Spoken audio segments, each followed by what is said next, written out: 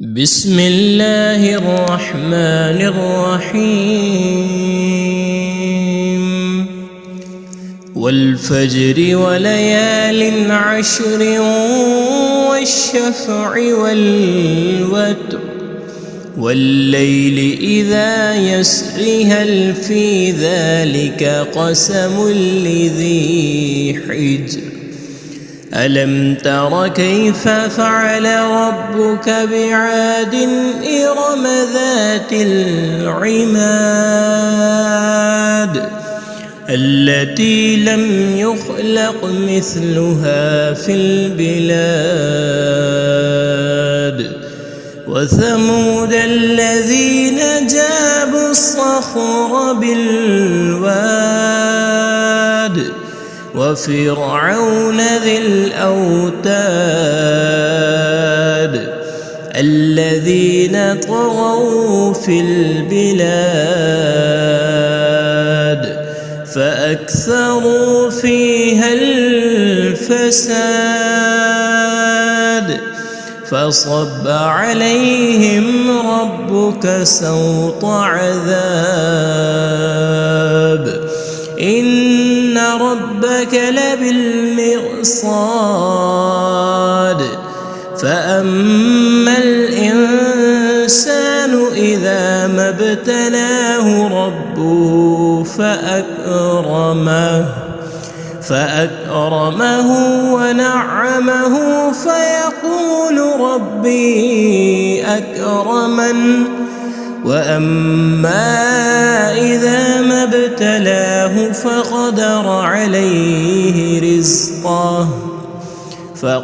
عليه رزقه فيقول ربي أهانن كلا بل لا تكرمون اليتيم ولا تحاضون على طعام المسكين وتأكلون التراث أكلا لما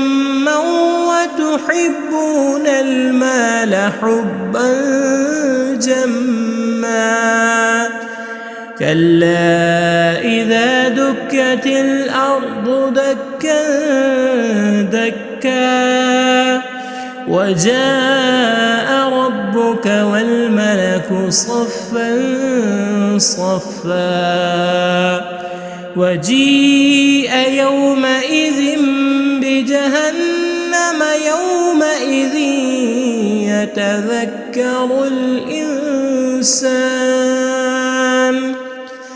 يومئذ يتذكر الإنسان وأنى له الذكرى يقول يا ليتني قدمت لحياتي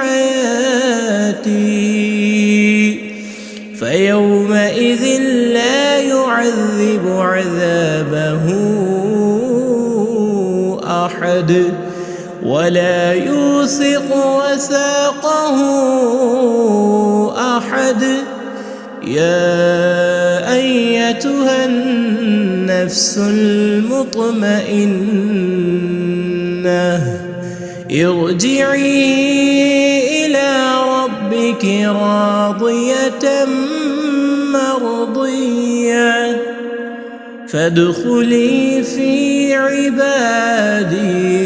وادخلي جنتي.